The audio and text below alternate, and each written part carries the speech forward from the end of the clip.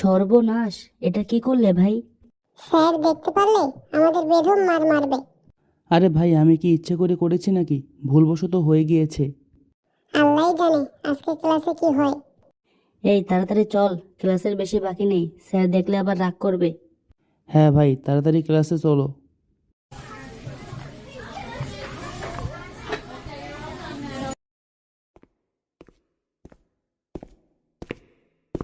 এই স্যার মনে হয় আসতেছেন, যে যার জায়গায় বসো। হ্যাঁ ভাই, তাড়াতাড়ি বেঞ্চে বসে পড়ো। আসসালামু আলাইকুম স্যার। ওয়ালাইকুম আসসালাম। আজকে স্কুলের জানালা কে ভেঙেছো? সত্যি করে বলো। আয় হ্যাঁ, স্যার তো দেখে ফেলেছেন।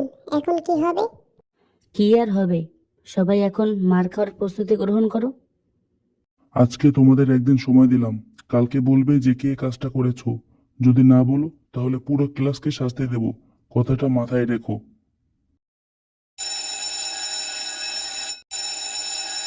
আজকে যে ক্লাসে কি হবে আল্লাহই জানে। কি আর হবে, সবাই মিলে গণপিটুনি খাবো। হ্যাঁ রে, আমারও তাই মনে হচ্ছে। আজকে যদি ওরা সত্যি কথা না বলে তাহলে পুরো ক্লাসকে মজা দেখাবো। আসসালামু আলাইকুম স্যার। ওয়ালাইকুম আসসালাম। তোমাদের না একদিন সময় দিয়েছিলাম, আজকে সত্যি কথা বলো, তা না হলে ক্লাসের সবাইকে মারবো। এই রে, স্যার তো দেখছি পুরো রেগে আছেন। আজকে যে কি হবে আল্লাহই জানে। স্যার, আমি ভেঙেছি গ্লাসটা। আরে, ও তো দেখছি স্বীকার করে নিয়েছে। আজকে তো স্যার ওকে বেদম মার মারবে। হ্যাঁ, দেখছিস না কিভাবে স্যার তেড়ে আসছেন।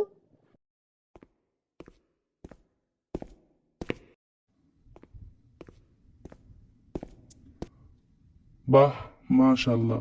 তোমার উপরে আমি অনেক খুশি হয়েছি, কারণ তুমি মিথ্যে বলনি, সত্যকে স্বীকার করে নিয়েছো।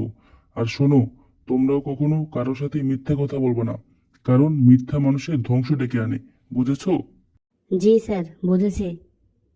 আরে বন্ধু, স্যার তো তোকে কিছুই বলে নাই, উল্টো আরো বাহবা দিল। আমি তো ভেবেছিলাম তুই হয়তো ভয় পেয়ে স্যারকে মিথ্যা বলবি।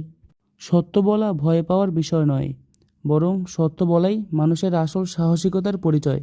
তাছাড়াও আমি যদি এখন মিথ্যা বলে বেঁচেও যেতাম, মৃত্যুর পরে এর জন্য আল্লাহর কাছে ধরা খেয়ে যেতাম।